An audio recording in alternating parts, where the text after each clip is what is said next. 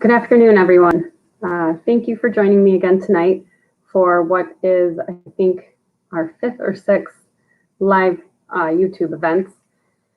We'll follow the same format tonight that we have in the previous forums, and so I'll just go through all of our updates so far, give you all the information that you've been asking for and that I think that you need, and then I'll leave time at the end for you to ask any questions that you have. Additionally, the info@lalvilleacademy.org email is working very well. We're able now to get back to parents within a day or two. So if you're more comfortable doing it that way, please feel free and email us. So you might have heard that last week Governor Cuomo said that each school district had to pull out of their reopening plans the specific contact tracing plan and testing plan that we have and post those separately. So we have done that, but I thought I'd go over specifically what that looks like for Lalville, for Lewis County, so that you have that information. We've been working very closely with Lewis County Public Health, the Lewis County Health Systems, the hospital, and the county in general to come up with a safe and acceptable plan for reopening. So I'm going to tell you what to expect with a symptomatic individual in the school district. So if a student or a staff member has any of the following symptoms, he or she will be directed to the nurse's office. A fever of 100.0 or greater, cough, shortness of breath, fatigue, muscle or body aches, headache, new loss of taste or smell, sore throat, congestion or runny nose, nausea or vomiting, and diarrhea. So if a child has one of those, or an adult, we send that child or adult to the nurse's office. And what we do is we isolate that person. We have to have a separate isolation room. We isolate that person. I think we went over this a little bit last week with one of our nursing staff, and we inform the student or staff, we call the parent, and the parent has to come and pick up the student. The only time this wouldn't happen is if the nurse was able to confirm that this was some kind of chronic issue and not at all related to COVID-19 symptoms. So you come, you pick up your child, and you're only allowed back into the district if you have a note from a medical professional or a negative COVID-19 test. And then in that case, you would be allowed back into the school. If a student or staff member tests positive for COVID-19, the local health department contacts the student, the parent, or staff to perform case investigation and contact tracing. This is, I don't know if you can see it, this is a table that we have in our reopening plan that all of the Lewis County school districts have because it came from public health. So if you want to review it after we're done, feel free to go on our website and check out our plan. There is a piece that we're updating. We're waiting for the difference between 14 days and 10 days, but you'll see. So the student or staff tests positive for COVID-19. Okay, so the local health department contacts the student, parent, or staff to perform case investigation and contact tracing. Contact tracing begins 48 hours prior to the start of symptoms or 48 hours prior to the positive test for asymptomatic persons. All persons within 6 feet for more than 10 minutes during that time frame will be quarantined for 14 days. Monitored for symptoms and tested. Local health department will notify school for collaboration with contact tracing. Contacts to positive case can return to school after 14-day quarantine period, or a positive student or staff will be isolated for a minimum of 10 days from start of symptoms. So if you, as you can see, the contact tracing, if we have a positive case at Lalville and a child was within 6 feet for 10 minutes or more, that child will be quarantined for 14 days. Where am I here? Sorry. Okay, in the event that someone does test positive, this is what we'll do personally. So we obviously work with public health and we do everything that they tell us to do. They sort of take over because this is a public health issue and not necessarily an instructional issue or school issue at that point. So we will notify local health officials, staff, students, parents, guardians immediately of any possible case of COVID-19 while maintaining confidentiality consistent with applicable federal and state privacy laws, which means that we won't tell anybody who the actual child is. We won't release that name. In the event of a positive case in the school community, LAVA will follow all directives from Lewis County Public Health. We'll protect private information of staff and students while assisting and cooperating with any contact tracing, and we will release specific information on our official statement will be on the district website and social media. We'll email to staff and parent, guardian, etc.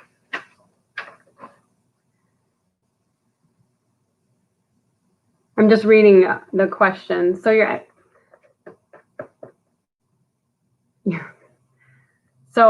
if you have chronic allergies or seasonal allergies, the nurse will be able to identify that because that's something that you will definitely want to inform the nurse about. So all of this is very dependent on how well parents are communicating with the school.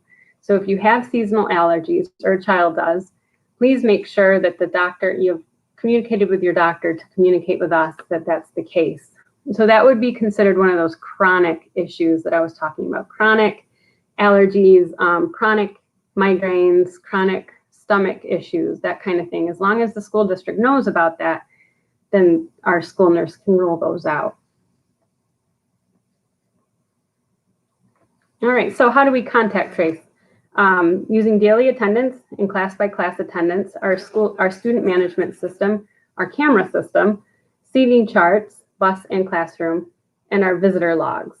And we'll work again with the Department of Health to provide them the information they need. As a result of all of this, we're also not having an open campus at lunchtime for high school students at this time. I know that's disappointing, but we've got to do our part, and our message is clear that we take this very seriously. We want all students to be safe and healthy, and anything we can do to increase those odds, we will. So for mask breaks, let's just go back to the quarantine piece for a second. So there's a possibility that if someone in a student's classroom gets tested positive for COVID-19, the entire class will have to be quarantined, which means that whole class will move to their homes and continue school like that, including the teacher. So we have to be really understanding that this is very fluid. We're in and out a lot. Maybe not, maybe no one will, maybe this won't happen to anybody, but we do certainly have to realize that there's a potential, and any flexibility that we can have is the best. So a lot of parents had emailed after the last session to clarify mask breaks a little bit more. Some parents wanted more mask breaks, some parents wanted no mask breaks, so we're somewhere in the middle.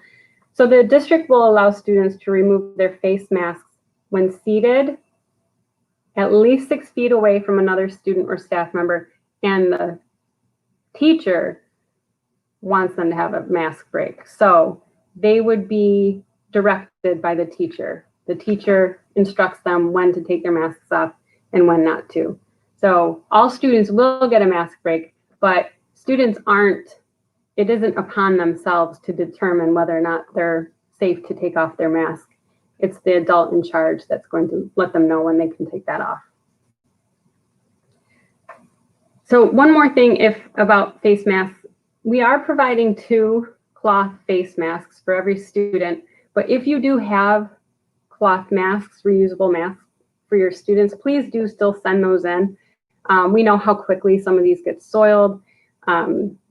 They get lost. We're looking into different mechanisms to attach the face masks to the small kiddos' clothes, but you never know what can happen. Oh, so someone's asking, would they have to be tested after quarantine? So after 14 days, they don't have to be tested. But if you're asymptomatic, you don't have to be tested. If you're symptomatic, you do. Not by us, though. All right, student schedules. I know everybody's kind of antsy for those. The elementary schedules have been mailed out, and middle school and high school schedules are being mailed out next week. What I do know is K through 8 is starting on the 8th. We have a lot of procedures and new routines to go over with students. So for that reason, we're not starting 6 through 8 in person on the 8th. They will be starting in a virtual format with their teachers, but they won't be starting in person until the 10th. We want fewer people on campus so that we can really focus on the younger ones to make sure they understand how to, we have stickers all over the floors for how far apart they need to be, and stickers outside of the bathroom on how many kids are allowed in. So we have a lot of procedures, a lot of things to teach them. And it is just easier so that we can have all hands on deck to teach those kiddos how to do that. High school will have a rolling start. There will be one grade level a day for the 8th, 9th, 10th, and 11th of September. You'll receive a lot of detailed information from Mr. Finn, so he's going to send out his letter next week, and so you'll know specifically when you can be here. Oh, yes. Great question. Normally I save these for the end, but they're coming in. So this says, can the school provide a webinar for parents on using the Chromebooks? Yes. So we understand that parents need some of the training almost as much as the students do. Actually, usually more. I know I do as a parent. So what our plan is to do maybe webinars or videos and screencastify, where you click on it and it kind of walks someone through the process of using different things. So we understand that from last time when we closed that we do need to provide more professional development for our parents, which is unusual. We don't normally go that way, but we're happy to do it. All right. One other thing that I needed to make sure I address are students with disabilities. So if you have a child with special needs and you have not yet been contacted by the CSE office about a different schedule, that typically will mean that you are on a normal school schedule. So students who are in self-contained classrooms will be coming to school 5 days a week, regardless of the grade level. If you have an IEP but do not get your instruction in a specialized room, then you probably won't be here every day. But if you have a question about it specifically, contact the CSE office. Mrs. Campo is a whiz at all of this, and she'd be happy to let you know. Drop off and pickup. Unfortunately, we're still finalizing that. We thought we'd have it done by today, but probably not until the end of the day tomorrow. We have a lot of details to consider, and as soon as we know them, we will communicate them to you. What we're sure of is that your child will only be able to enter the door of their building. So we have all around the front of the building, from the middle school to the high school and elementary, we maintain those sidewalks all year long. So if you drop your elementary student off here and you have a middle schooler, they can safely walk around the building to the middle school entrance if you'd like, or you can drive them there. But they are maintained in the winter. They're plowed and salted and sanded, so it is very safe for them to get around. And then childcare.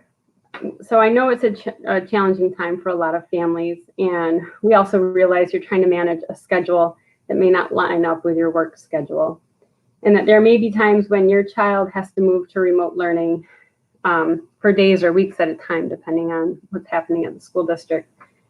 So we have a couple of resources for you. First, remember to call Hand in Hand. They do offer before and after school programming. I don't know how full they are right now, but I know that they do, and they're happy to talk to you about that. There's also the Jefferson Lewis Child Care Project. It offers a lot of help in finding childcare and finding affordable childcare. So their number is 315-782-5444. 4900. And what we'll do, we'll link these resources on our website. And on our website now, we have a link dedicated to all the reopening resources and information. All right. So Emily, I know Mrs. Blovelt, you have a lot of questions about revisiting the idea of remote learning. So no, not yet. We're not revisiting that. You know, if it gets to a point that we must, we will, and we'll let families know. But no, not right now.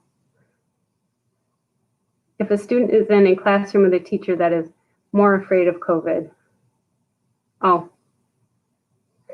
So who's going to monitor the mask breaks, right? So right now we're working with the administrative team to sort of quantify how long and how often a mask break is, because we want at least students to get, you know, we don't want students sitting in a mask for an hour at a time. We want them to be able to take it off, take a break, take a few breaths while doing it safely.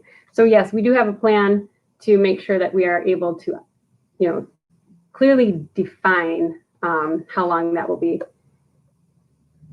How the students be eating lunch? Oh, no, we provide lunch. So elementary will be eating in their classrooms. It'll be delivered to them. Oh, I'm glad you brought this up because we have updates on the cafeteria. Middle school and high school, some will be able to eat in the cafeteria, but because of the 6-foot distancing, we can't get everyone into the cafeteria. So anyway, the lunches, you'll have some option. You can get it every day. It's still based on free, reduced, or full pay. So it's just like normal. And if your child goes to school on a Monday, Tuesday, or a Thursday, Friday, and you want them to have meals for the next 3 days, you have to contact Rachel Hoffman. She's our food service director, and sign up for that. And what we'll do, we'll deliver those meals to the classroom before your child goes home on their last day, and they can bring it home with them. So every child is entitled to a breakfast and a lunch. And when they're not here, we still want them to have it. We can't deliver it now because we have our buses we're using our buses for our students here, but you're more than welcome to have whatever you'd like. Will lunch be available for K and 1 AM kids? Yes, so the AM, kindergarten and first grade, will get breakfast here, and then if they want it, so you still have to sort of sign up for that. If they want it, they'll get their bag lunch and get on the bus, and they can eat it at home.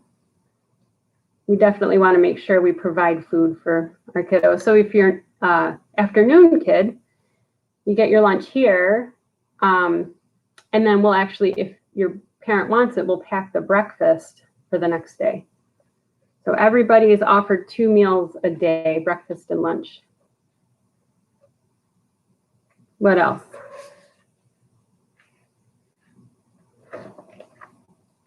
All right. So no one's called yet to want to come in and see a classroom.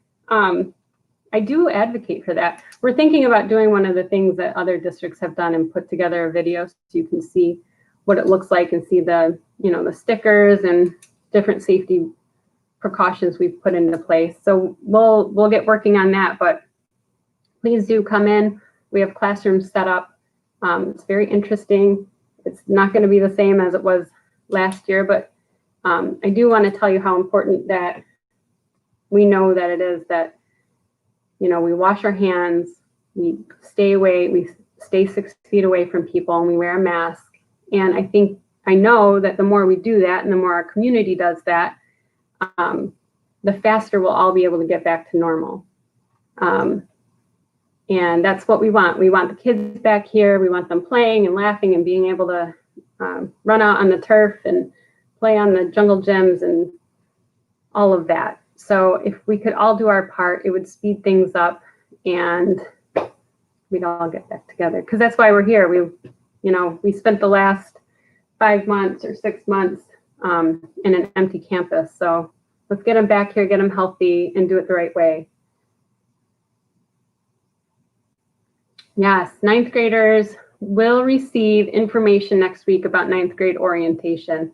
I actually believe they're the first ones that are coming in on the 8th, just by themselves to the high school. But I don't want to speak out of turn. Mr. Finn has been working on that schedule today. No, the state, it is not. So Jen O is asking about remote. So still right now, it was a guidance. It was never a requirement or a statute to offer remote only learning. We are offering it for any student who has a chronic illness and is excused by a doctor. We want everyone to get tested. This is a great question. We want people to get tested. We want students to get tested. There are free clinics at Lowville Hospital 2 or 3 times a week. And, we put information out there to go get tested. We can't require families to test their students. We can't mandate it. So it has to be a parent decision. We would love people to get tested. I think the more tests that happen, the better that would be. I think the whole community should try to go get a test, but again, we can't mandate it. We haven't canceled fall sports yet. We actually don't have a say in that.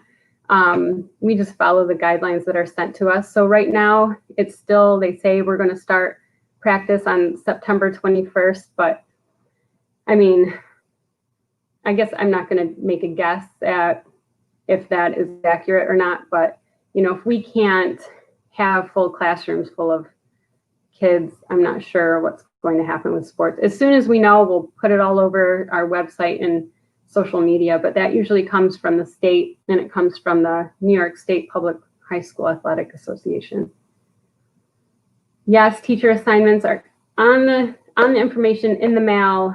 You should have them tomorrow, Monday at the very latest. And you'll have your class list. You'll know who your child is with, usually 8 other students.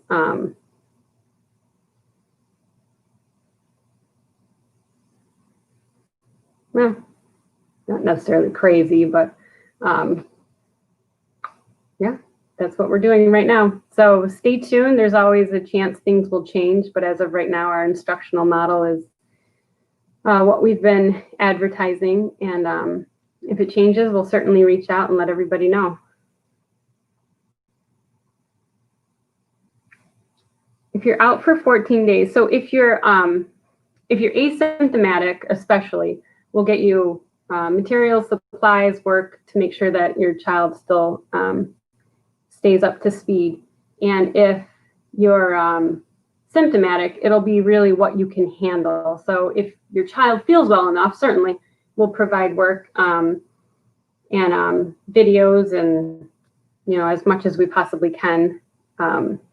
Maybe an opportunity to talk to your teacher, but we'll try to make sure everybody stays up with their work.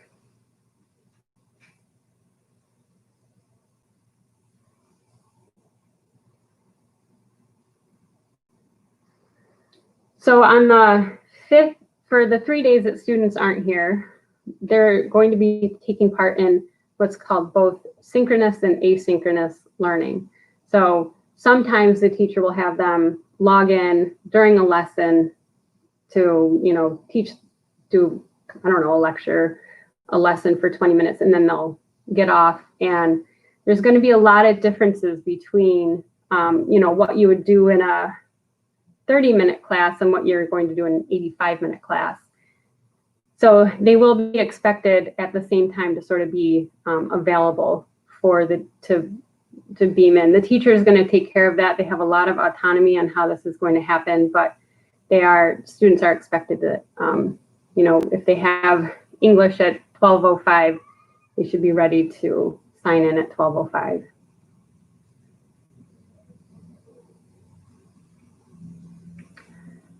That's a really good question. So if a student is sent home, will his or her brothers or sisters stay home? I think that's what you're asking. We wouldn't require that, but that, again, gets kind of turned over to public health. So they would be the one that communicates with you. So I'm not sure. I do know some testing is taking a long time. So you're not necessarily quarantined while a student is waiting for a test result. It's only after a test result comes back.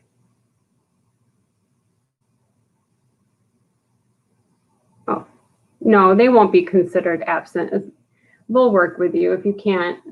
Yeah, if you can't, if it's a childcare issue, we'll certainly work with you to make sure that that student gets what he or she needs. We want to be equitable with what we're doing for kids, so we certainly understand that.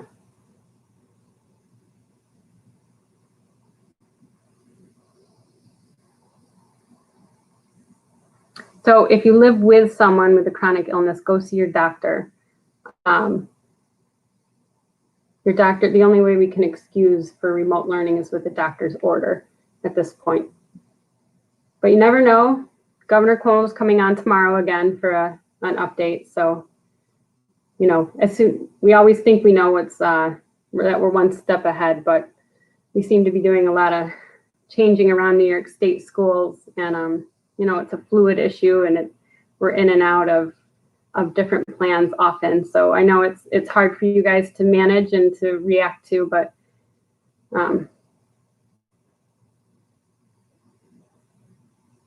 no, we would. If a child tests positive, we would definitely send them. I mean, public health would send them home. The question was, if a student just is sick, has a runny nose, has a cough, has a bellyache or something, and they are sent home through the nurse. If they test positive for COVID, oh my gosh, yeah, of course, that wouldn't even be up to us, but we would. Public health would certainly have your children stay home.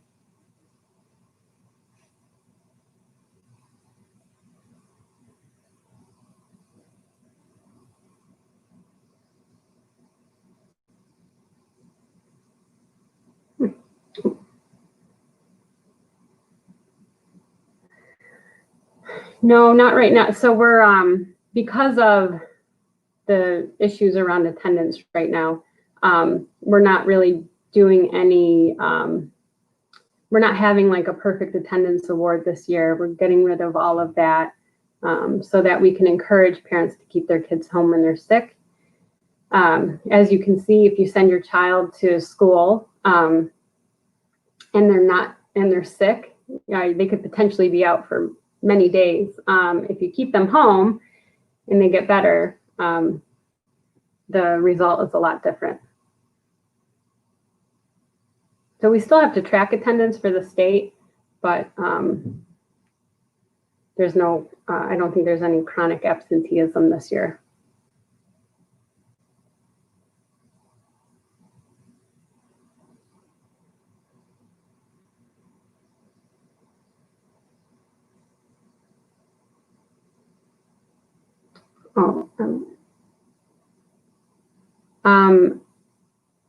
So on July 24th, in that parent letter was the dates for these two sessions. So I did give you a lot of notice for that. The other was the board meeting on Monday, which some of you attended.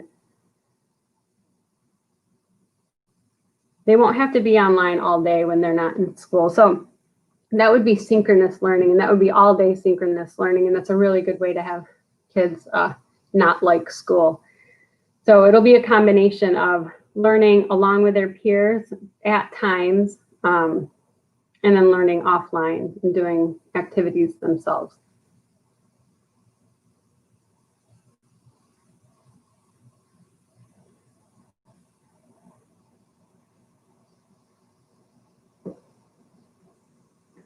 All right. Well, again, info@lavalacademy.org. And if there are any updates to our instructional model or we need any feedback from parents, let me know. As far as the schedule for when they have to be on and offline, that's up to the teacher. So I would contact them about that. All of this instructional, like supplies, books, schedule, things like that, that's going to be a principal and teacher question. So when you get your teacher's name in the next couple of days, make sure you contact them and find out what the expectations are. Or I'm sure they'll be coming in the mail with the letters. So if things change and we need an additional parent virtual meeting, I'll send something out, but look for a letter in the mail. If, again, our instructional model has to change and something changes statewide, then we'll send something out, something more quickly over social media and email.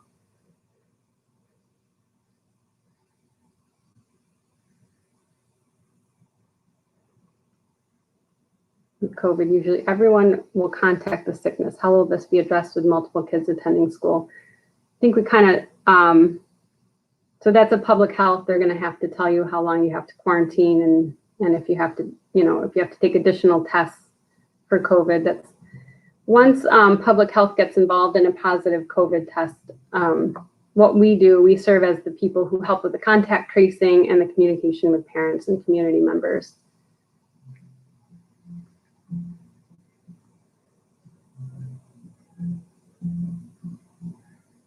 All right. All right. Well, thank you very much. And if you have any questions, remember to email. Have a good day.